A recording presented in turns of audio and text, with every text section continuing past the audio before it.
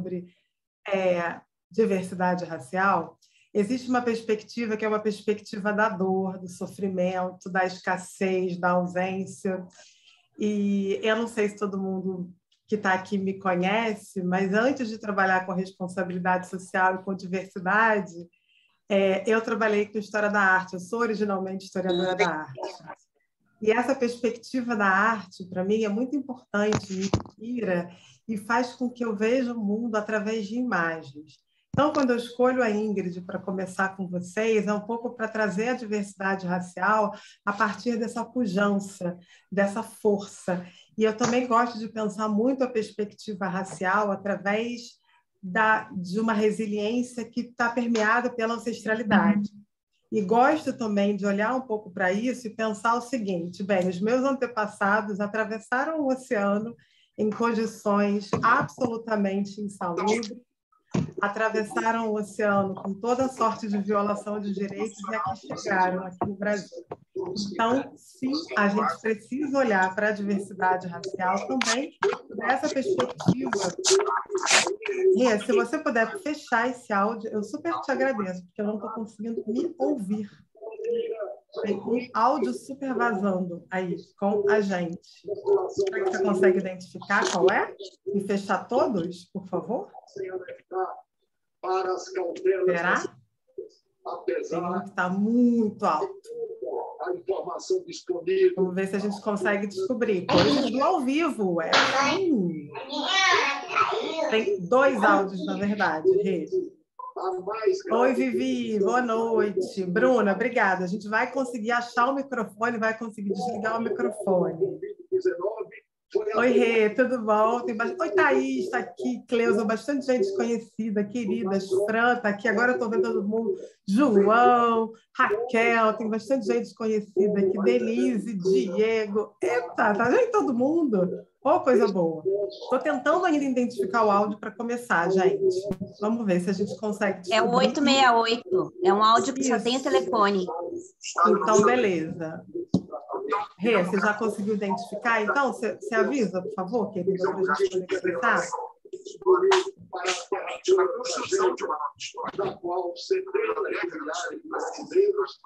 Deixa eu ver se eu consigo localizar, gente, para a gente poder começar a nossa conversa. Bem, falando sobre essa questão da pujança e tudo, Ei, Gabriela, Impacta Mundi, boas-vindas, coisa boa que você está aqui.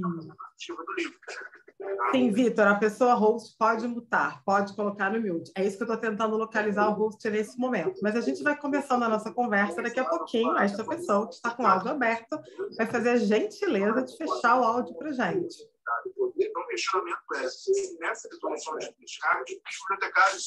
Eu falava com vocês, então, anteriormente sobre essa minha vontade de compartilhar conteúdo de diversidade racial com todo mundo, sempre sob essa perspectiva da abundância e não da escassez. E aí, por isso que eu sempre gosto de trazer a perspectiva da arte.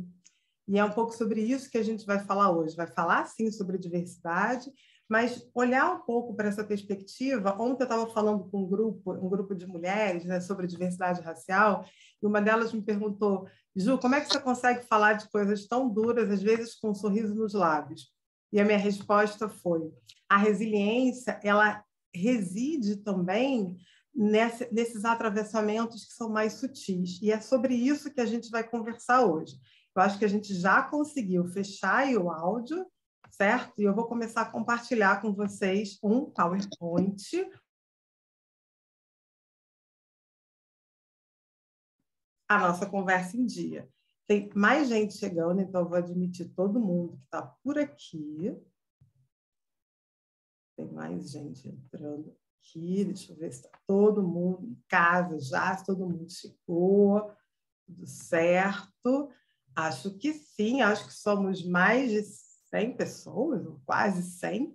Coisa boa estar com todos vocês aqui. Então, estou abrindo aqui o PowerPoint para a gente começar a nossa conversa, mas vocês fiquem super à vontade se vocês quiserem fazer perguntas. A gente vai fazer uma interação basicamente pelo chat, porque nós somos muitos. E hoje O que a gente vai fazer nessa Masterclass é um grande aperitivo do que a gente vai ver no curso em breve. Então, vou colocar aqui a minha super apresentação para vocês. Esse QR Code leva vocês para o meu Instagram. Tem um outro áudio vazando. Rê, você fecha ele para mim, por favor? Não sei se é o mesmo áudio, se for, dá um...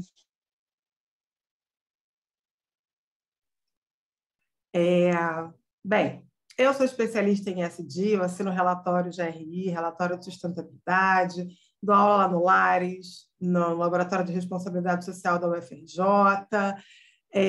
dou aula também lá no curso de diversidade da PUC, sou palestrante lá da Casa do Saber, estou trilhando uma jornada para conselhos de administração, nesse momento sou conselheira de uma organização, e sou uma pessoa que tem uma relação direta com o tema da diversidade racial, não só porque sou negra, participo de alguns coletivos, de alguns movimentos, e nesse momento estou escrevendo um livro sobre o assunto, pensando um pouco em empoderamento feminino negro no pós-George Floyd e empoderamento feminino negro sob o ponto de vista econômico, que é efetivamente o que me interessa. De que maneira todo esse movimento de diversidade racial tem provocado empoderamento econômico nas mulheres aqui no Brasil em média liderança. Então, em breve vocês vão conseguir acessar aí o livro, tá? Sendo nesse momento produzido, vai ser ótimo depois poder compartilhar com vocês. Tem mais gente chegando, que incrível, somos quase 60 pessoas, que coisa boa, estamos muitos aqui em rede. Opa! Onde é que nós estamos, né? Eu, Juliana, sou também em Trilhas de Impacto, a gente está no Instagram, a gente também está no Spotify. Lá no Spotify a gente tem uma playlist colaborativa e uma playlist preta, então se vocês forem fazer algum evento de diversidade racial, vocês têm como acessar.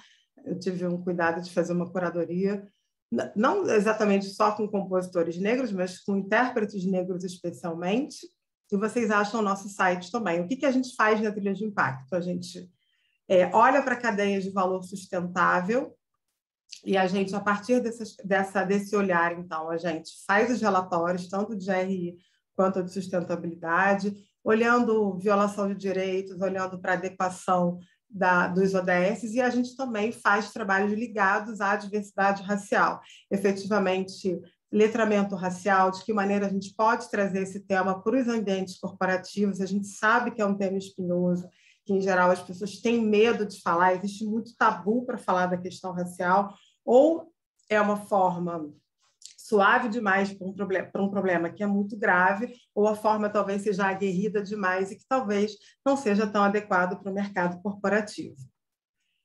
Bem, a ideia de fazer essa Masterclass é um pouco de trazer um conteúdo gratuito. No ano passado, a gente fez um curso, esse mesmo curso, e a gente atendeu mais de 300 pessoas, foi um super sucesso.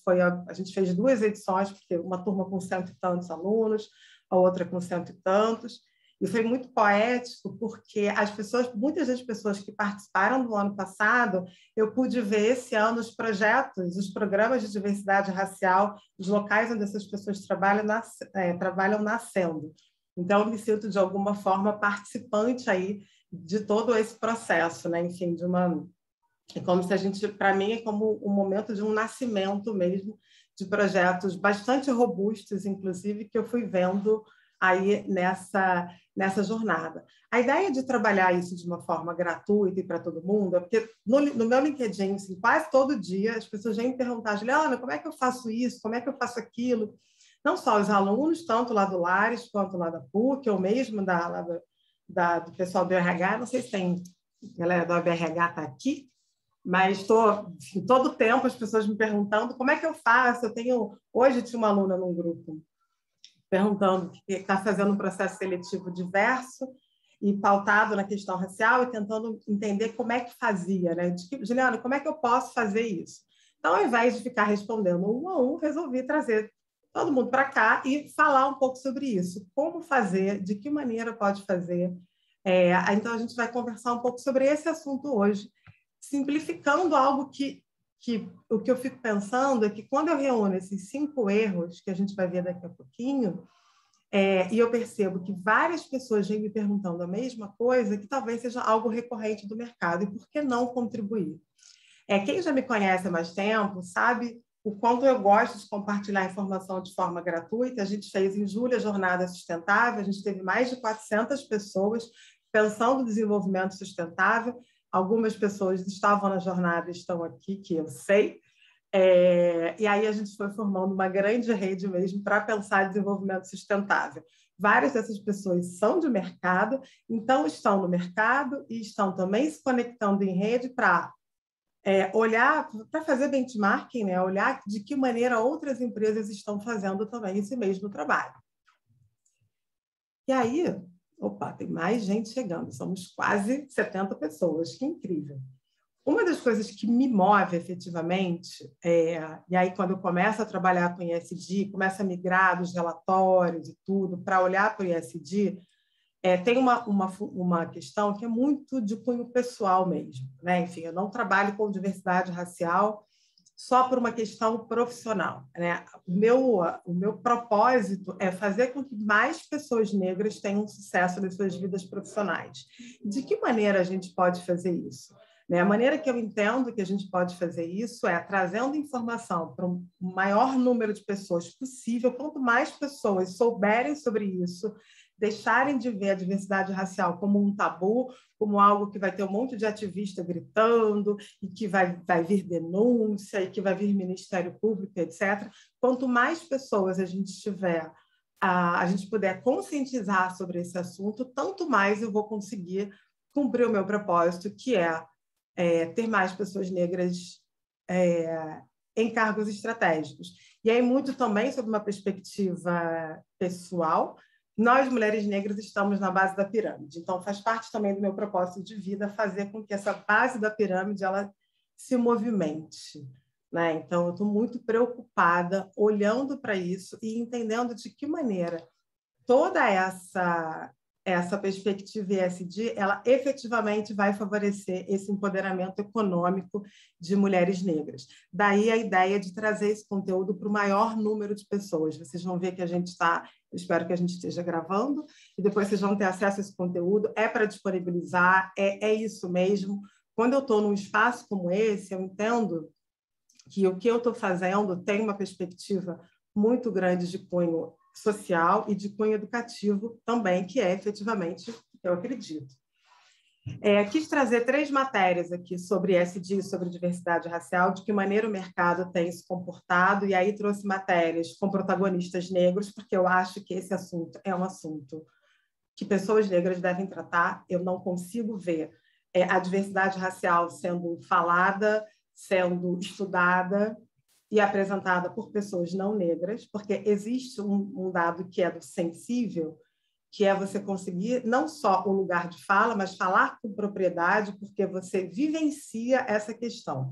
Então, existe a questão teórico-metodológica, técnica do ISD, muito importante, mas quando a gente traz a pauta racial, eu acho que aí é essa pimentinha, esse tempero importante para a gente poder pensar. Então, eu trouxe aqui 3 matérias, uma da Georgette Lemos, que é uma referência, assim, alguém que está pensando diversidade racial de uma forma robusta, com muita propriedade, uma pessoa que é do movimento negro, que conhece. A outra é do JP Morgan, enfim, o Giba, o Gilberto, que é um profissional também negro, que está na área financeira e que é executivo, e que está, enfim, a gente às vezes se encontra nos grupos de coalizão empresarial, para olhar para a diversidade racial sob o ponto de vista de negócios. E há 2 semanas atrás o Estadão me chamou para falar um pouco sobre ESG, para escrever um artigo olhando para essa perspectiva racial também sobre o aspecto dos negócios. Eu acho que a gente tem aqui uma virada de chave muito importante. Há 5 anos atrás eu falava sobre esse assunto e era sempre um assunto que as pessoas pediam para que eu conversasse, mas num âmbito muito mais pessoal e no âmbito teórico. Juliana, você conhece Lélia Gonzalez, você conhece etc., autora, então vem aqui falar sobre isso. mas não era tão fácil tangibilizar quais eram efetivamente os pontos de ganho e qual era o momento em que a gente ia ter perda efetiva, perda financeira, no momento em que não se investisse. Eu até quero comentar sobre isso. No ano passado aconteceu, acho que é algo que me fez olhar para isso tudo e entender que, apesar de negra, existe um certo lugar de privilégio, porque fiz universidade pública, etc., etc., e pude morar fora do país. Depois do assassinato do George Floyd, eu fiquei 36 dias sem ver uma única pessoa negra em reunião. Quem já fez aula comigo já ouviu essa informação. E eu só vi, a primeira pessoa negra que eu via, quer dizer, além das pessoas da minha família, eu via numa reunião com uma empresa global, mas com sede no Brasil, e como era um projeto de responsabilidade social, tinha uma pessoa de uma organização social, uma mulher norte-americana negra. E daí eu parei a reunião e comemorei. Eu falei, gente, deixa eu comemorar isso aqui. E disse, olha, 36 dias pós George Floyd, e é a primeira vez que eu vejo uma pessoa negra numa reunião. E ela perguntou para mim onde é que eu estava. Eu disse que eu estava no Brasil, e ela disse para mim que isso não fazia sentido. Ela achou que eu estivesse na Escandinávia. E esse é um indicador muito forte, é o teste do pescoço, de você estar nos ambientes e você não encontrar pessoas negras. De que maneira esse momento o mercado tem se comportado a esse respeito? Sobre isso. Quando a gente olha para as métricas ESG e percebe que as empresas elas começam a correr atrás disso, é muito mais pela perspectiva dos negócios e do impacto financeiro do que por qualquer outra razão. E aí eu também nem estou entrando na perspectiva do julgamento. É isso, e tudo bem. Pelo menos a gente está conseguindo essa primeira mudança. Bem, para contextualizar isso, a gente tem que falar de racismo, é uma palavra difícil, complexa, e eu também gosto muito de pensar que no Brasil a gente tem o hábito de usar eufemismo, a gente diz que tem racismo, mas que não existe ninguém racista. Então, se tem racismo, como é que acontece isso? Né? Tem racismo, mas não tem racista? Como é que é isso? Né? O assassinato do George Floyd, efetivamente, quer dizer, eu trabalho com responsabilidade social já há muitos anos, então estou muito acostumada a ver cenas, não ver, mas ouvir falar de cenas como essa nas periferias dos bolsões de pobreza, nas favelas, por exemplo, do Rio de Janeiro, que é a cidade onde eu moro. O que acontece é que, no caso do George Floyd, o fato daquela imagem em looping e ser uma imagem isso é um assassinato que aconteceu nos Estados Unidos, um país de minoria negra, mas com uma pujança, uma força muito grande, uma população que, apesar de menos de 10%, né, enfim, da população geral do país, tem uma força, inclusive uma força econômica, deflagrou um movimento que cascateou o mundo afora. Então, o assassinato do George Floyd vai fazer com que as empresas se mexam, e aí elas se mexem de uma forma muito emblemática. Os papéis que estão na Nasdaq começam a sofrer pressão para que essas empresas, então, elas comecem a promover diversidade racial. Isso vem cascateando, isso chega no Brasil, efetivamente, e, de alguma maneira, o que a gente vê aí nessa esteira de projetos, de programas de diversidade racial, talvez tenham tido uma influência muito grande no assassinato do George Floyd. Isso acontece em maio de 2020, e em novembro de 2020, a marca está aqui, porque a foto ela é uma foto do movimento negro, enfim, essa foto ela foi veiculada em diversos veículos de imprensa. A imagem, né, do João Alberto sendo assassinado às vésperas do Dia da Consciência Negra do ano passado é uma imagem que a gente não consegue esquecer efetivamente, né? É uma imagem que a gente olha e fica pensando em uma série de coisas. Diferente do que acontece nos Estados Unidos, aqui a gente está falando da maioria da população. E essa maioria da população ela é invisibilizada por N razões, uma delas eu vou falar daqui a pouquinho. O fato é que talvez a marca não se desse conta de que aquilo estava acontecendo pós-Black Lives Matter e que não vai ter volta esse movimento. Né? Eu acompanhei muito de perto o pós-João Alberto no ano passado, no dia 20, eu ia fazer. Tinha um monte de matéria agendada, tinha coisa para TV, simplesmente eu só chorava foi absolutamente devastador. E eu conversava com as pessoas, e pessoas ligadas à pauta, etc., as pessoas absolutamente devastadas. O dia 20 de novembro de 2020 foi um dia terrível. Acho que terrível para quem tem um pouco de consciência, mas para as pessoas negras no Brasil, de uma maneira geral, foi realmente um dia muito complexo, muito difícil. O fato é que não havia investimentos previstos para a pauta dessa empresa até esse dia. Uma semana depois, o investimento financeiro surgiu. E aí a pergunta é: precisa acontecer isso para que as empresas se conscientizem de que a gente vive num país de maioria negra? Essa é a pergunta. Eu sempre gosto também de trabalhar a pauta de diversidade racial com perguntas, porque algumas coisas elas não fazem muito sentido no Brasil sob o ponto de vista objetivo. Né? Por que será? Por que será? Então, o João Alberto não foi morto, ele foi morto por nenhuma outra razão que não a cor da pele. Isso fala muito sobre nós, sobre o país, né? Sobre em que país nós vivemos. Bem, o mercado consumidor mudou. Eu fui trazendo todas essas imagens, gente, elas são imagens da internet, tá? São imagens do Google, e a busca aqui foi campanhas publicitárias que foram consideradas racistas. Essa é a busca, tá? Essa aqui foi a busca. Então, essa empresa, inclusive, também fez um trabalho muito grande para poder rever o seu posicionamento. É um trabalho bem importante assim, para rever posicionamento, mas há muito pouco tempo atrás era possível ainda ver propagandas como essa, né? Uma mulher negra, no momento em que ela utiliza o sabonete, ela fica tão limpa que a pele dela fica clara. Isso, de alguma forma, até pouco tempo no Brasil, era aceito, era socialmente aceito. O que acontece é que essa empresa, quando faz essa campanha, ela é cancelada nas redes sociais. Efetivamente, as pessoas vão lá e cancelam essa empresa porque entendem que essa propaganda é uma propaganda de cunho absolutamente racista.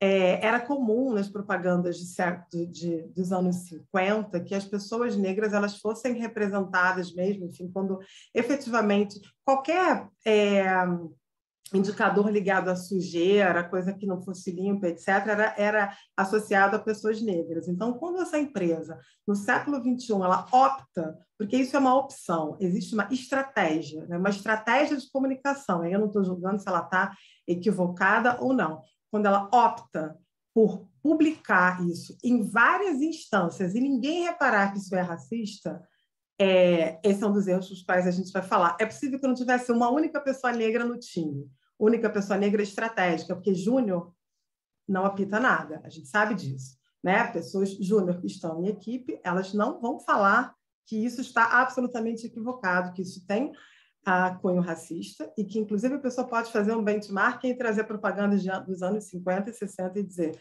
não repitam isso, não façam isso. Ainda mais no Brasil, que é um país de maioria negra. Eu vou parar aqui de compartilhar para ler o chat.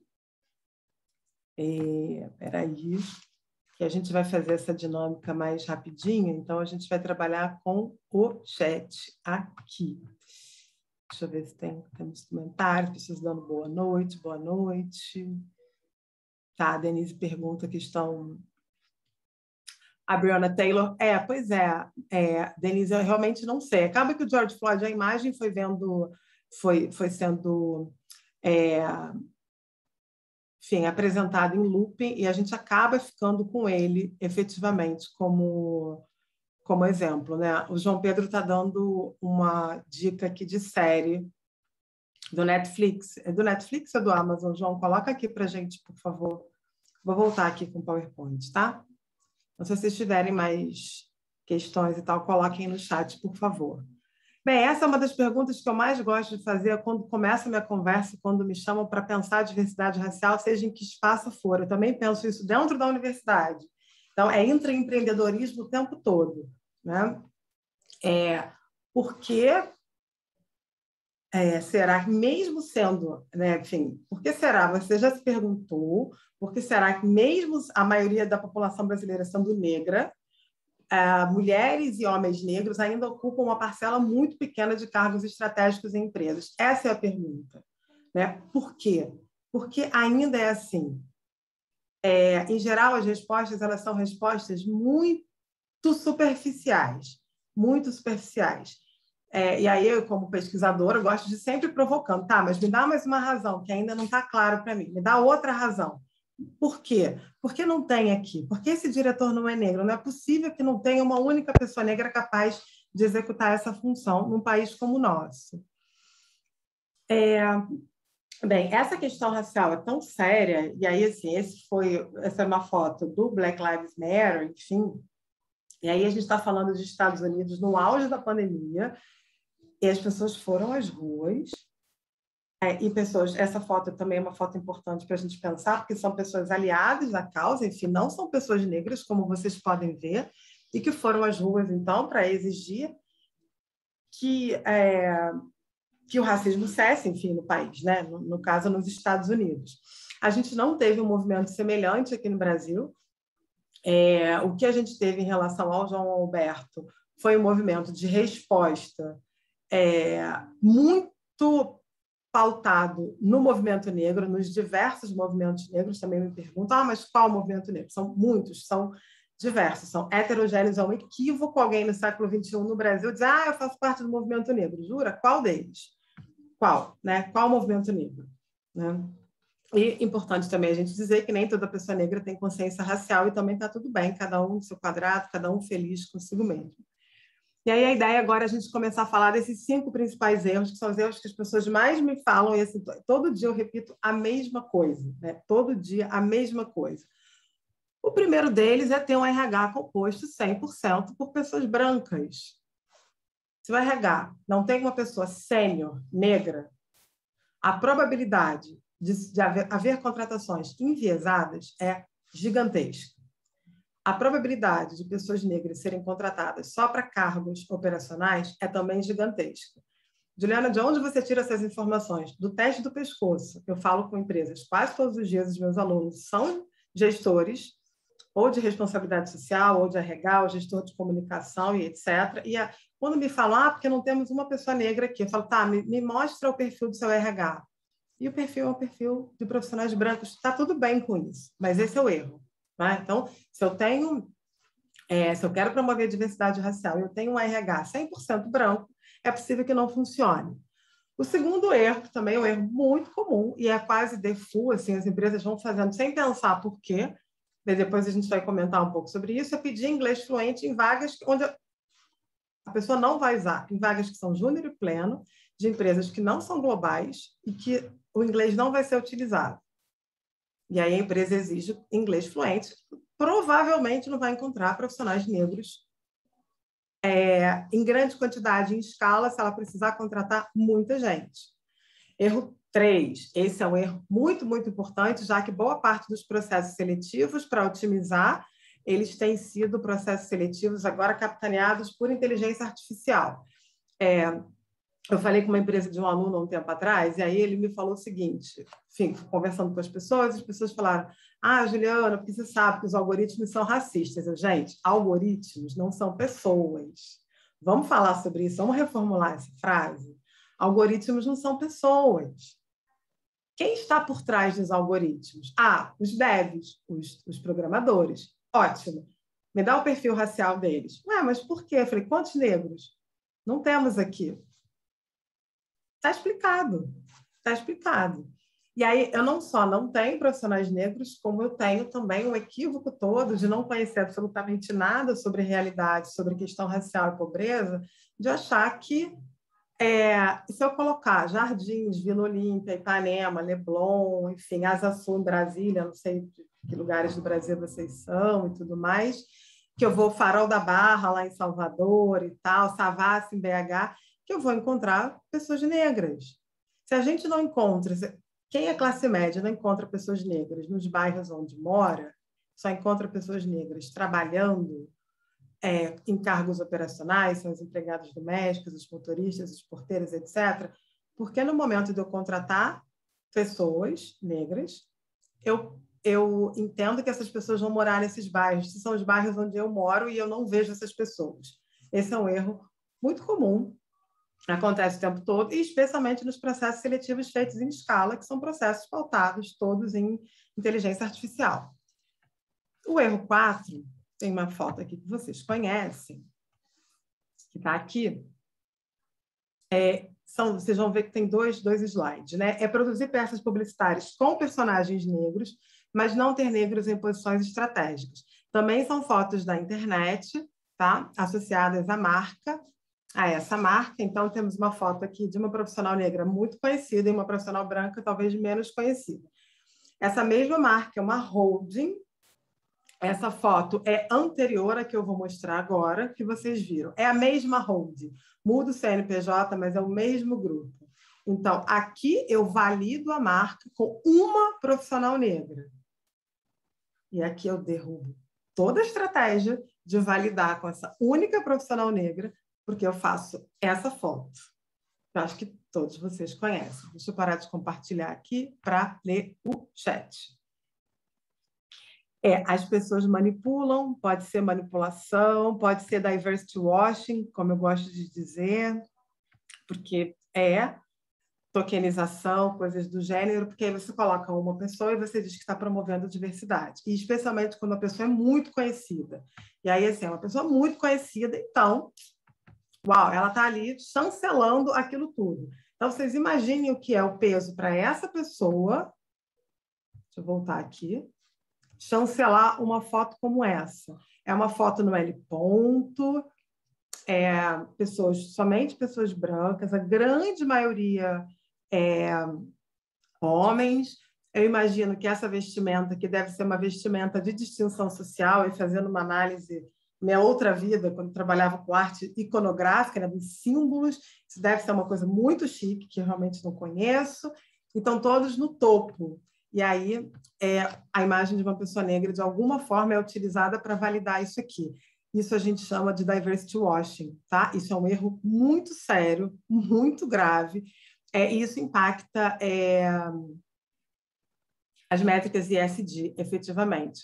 Porque no momento em que o Conselho de Administração olha para esse tipo de maneira de manipular número de diversidade, entende que isso não é real, isso é só para constar, né? Porque como é que eu faço isso aqui e isso aqui? Não faz sentido. Né? Eu tenho uma pessoa negra para contar a história aqui. Bem, o erro 5º, o erro número 5, que também é muito importante, também muito comum, não preparar o time para receber pessoas negras na empresa. Bem, é comum as pessoas me pedirem para mentorar talentos negros em empresas. Juliana, a gente está com turnover alto, a gente quer que você converse, turnover, a pessoa entra, fica menos de 6 meses e pede para sair. E aí, programas de diversidade racial muito robustos, que contratam 500, contratam 1.000 pessoas, não preparam o time para receber essas pessoas. O que eu vejo, o que eu tenho visto acontecer? As pessoas negras entram, elas ficam 3, 4 meses, 5 meses, algumas deprimem, enfim, as entrevistas de desligamento são entrevistas absolutamente vazias, você não consegue medir porque que a pessoa está saindo e ela pede para sair, mesmo com um salário bacana, com benefícios, etc. Isso normalmente acontece porque, efetivamente, o time não foi preparado para receber essas pessoas. E aí, gente, é toda sorte de microagressão, de ofensa, de racismo mesmo, são coisas invalidar o que as pessoas dizem, questionar efetivamente a capacidade técnica, é caótico, tá? Às vezes eu chego em ambientes que são verdadeiros caldeirões, assim, as pessoas estão explodindo. E aí pedem para eu mentorar os talentos negros, que eu faço com o maior carinho, com o maior amor, porque a ideia é alavancar, fazer com que essas carreiras elas avancem mesmo, que essas pessoas avancem, mas, ao mesmo tempo, eu olho e fico pensando, talvez a mentoria tivesse que ser para essas pessoas que não são negras que estão aqui, que talvez não estejam tão felizes com a chegada dessas pessoas, que estão vindo com tudo, que estão vindo doidas para performar, para crescer. e que não necessariamente estão com discurso de diversidade racial, não vão lá, sentam na sua estação de trabalho, no seu computador em casa, quem está em home office, querem só trabalhar, só fazer aquilo, enfim, porque elas foram contratadas. É só isso, né? Nenhuma outra coisa diferente disso. Deixa eu novamente parar aqui para ler o que vocês estão escrevendo no chat. Estão falando de 20 de novembro. Tá, Ana Clélia, a gente vai falar um pouquinho sobre isso, é 20 de novembro, sim, como é que prepara. Tem muita coisa para fazer, mas já deixo uma dica. Se não houve nada, se a empresa não fez nada até 20 de novembro, sempre sugiro fazer coisas low profile.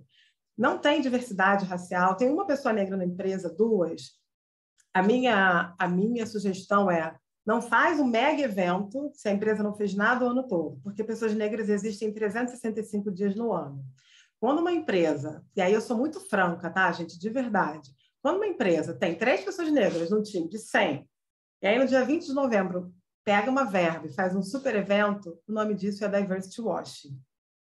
Tá? Esse termo ele vem do greenwashing, que é quando a empresa, por exemplo, polui, desmata, mata pessoas, etc., e adota copos de papel, sabe? Porque o papel é sustentável, mas tem N passivos ambientais, e aí vai lá e adota copos de papel.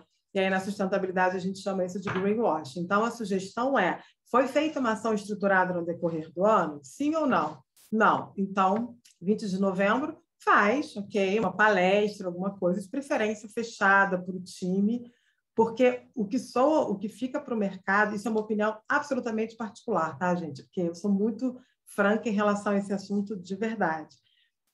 O que fica para o mercado é que, poxa, não fez nada agora, dia 20 de novembro, né? Mas, assim, melhorou muito. Há 10 anos atrás, ou menos de 10 anos atrás, eu já fiz para uma empresa global, na verdade, a empresa me contratou, eu tive que declinar, porque eles queriam fazer uma roda de capoeira com homens desnudos, com dorso desnudo e escola de samba com mulatas de biquíni. E muitos expatriados, etc. E pediram para vamos fazer o evento da consciência negra. E me chamaram. Quando eu vi o que era, eu falei, gente, vocês chamaram a pessoa errada. Eu não vou fazer, eu não vou assinar isso. Mas, Ju, vai ser incrível, olha que lindo, porque vão ter as mulatas, etc. Vocês já olharam para mim? Não há a menor possibilidade de eu fazer isso. Não tem. Não vai ter, né? Assim, vocês podem fazer o que vocês quiserem, mas me coloquem fora disso, socorro, né? Então, melhorou muito. Ana Clara, não estou falando isso para você, não, mas só para você entender como mudou, tá? Hoje existe uma preocupação muito grande das empresas de fazer efetivamente propostas para a consciência negra que façam sentido. Eu sempre gosto do menos é mais. Está numa jornada ainda inicial, não faz muita coisa, não, faz uma coisinha assim interna. Muito mais interessante do que dizer para o mercado, uau, olha como eu estou fazendo e tudo.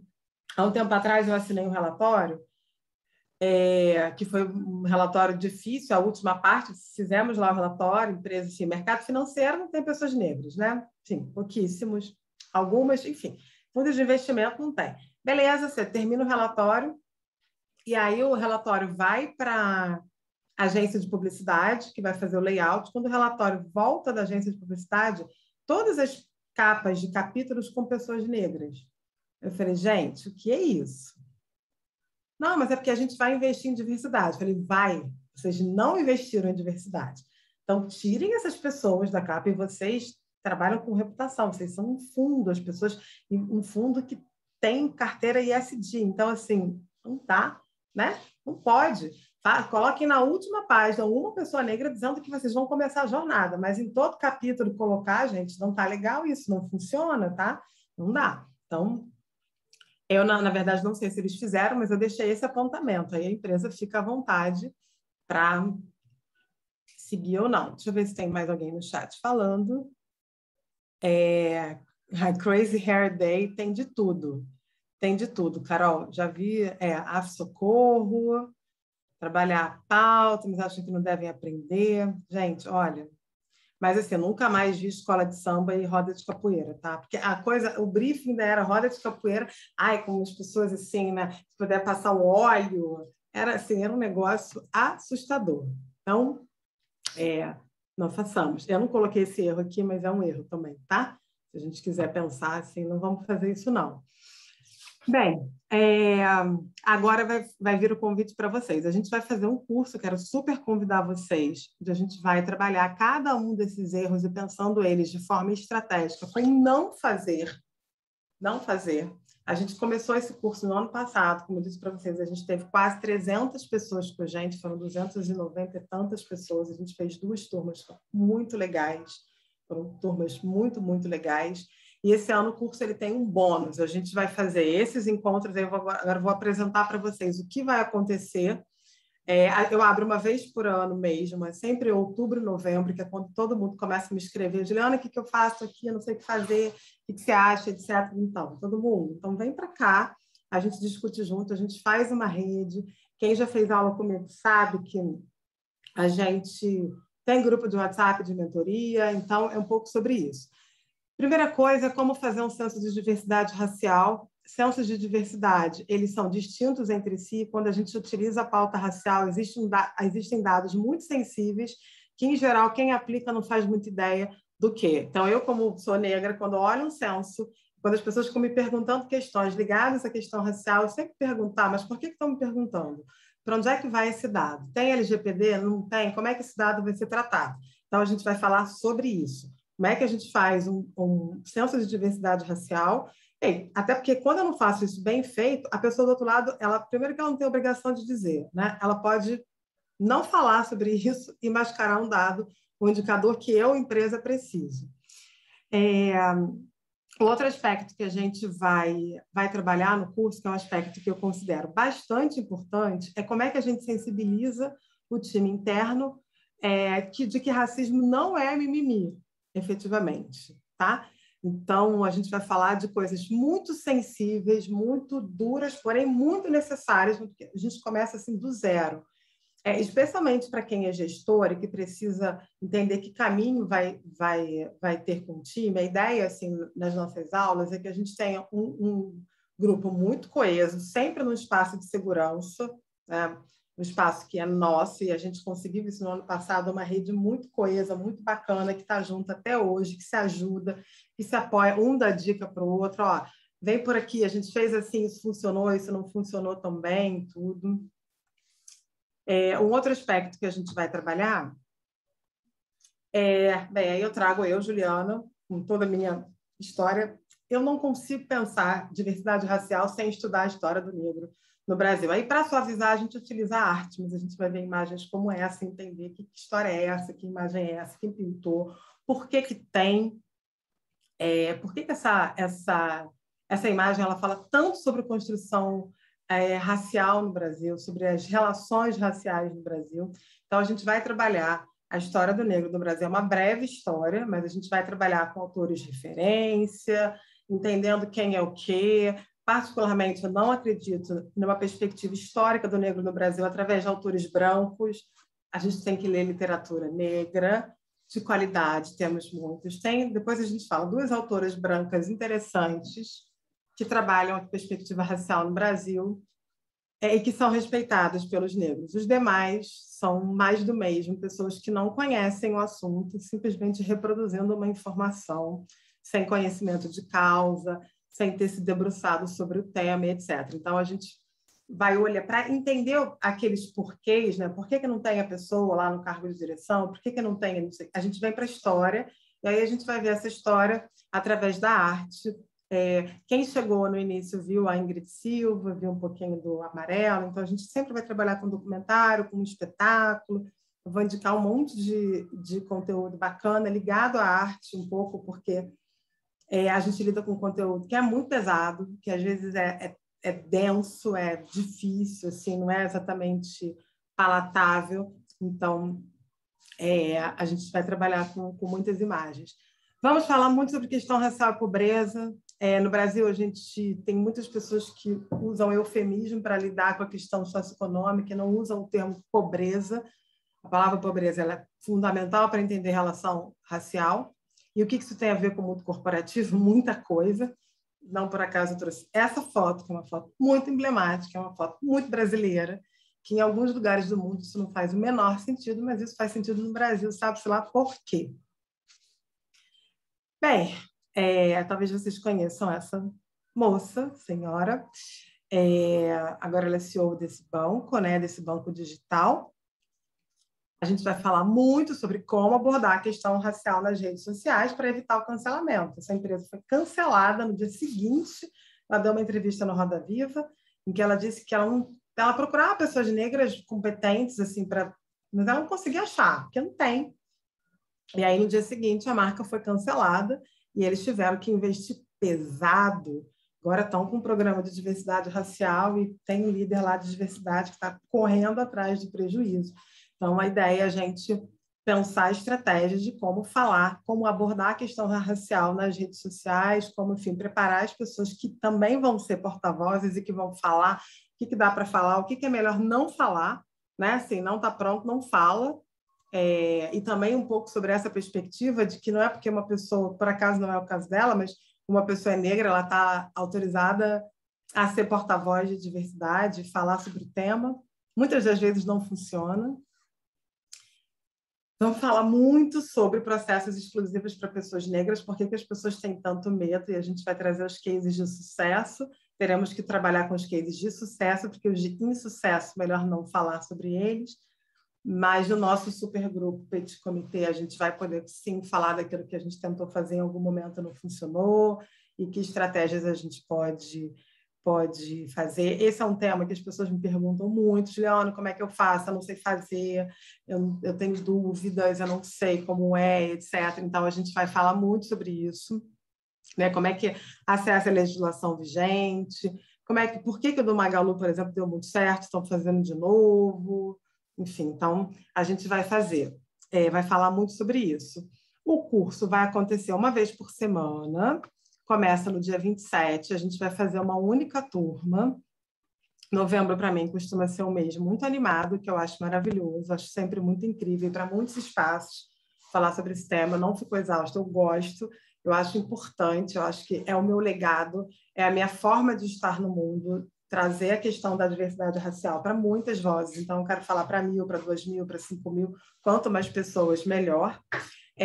Vão ser 4 encontros. Então, a gente termina 3 dias antes do Dia da Consciência Negra, sempre às 19h30. A gente vai ter 1h30 de aula por semana. Depois, esse conteúdo ele vai ser gravado. E aí, a gravação ela fica disponível por um ano, tá? Vocês vão poder acessar. A ideia é compartilhar a informação mesmo. A gente tem um bônus, que é uma coisa que a gente não fez no ano passado, que eu resolvi fazer esse ano, que é uma mentoria coletiva em grupo, num grupo de WhatsApp por 30 dias. Eu sou aquela pessoa das redes, eu não acredito na informação que ela é sigilosa, que fulano não passa, que fulano não sabe, etc. Os alunos do curso, eles ficam num grupo de WhatsApp e eu mentoro por 30 dias. Então, coletivamente, Juliana, eu tenho um problema, não sei o quê. Tudo vai para o grupo e a gente trabalha nesse grupo em confidencialidade, de que não, essa informação não vai sair dali, porque tem dados sensíveis de empresas, etc. Funciona bem.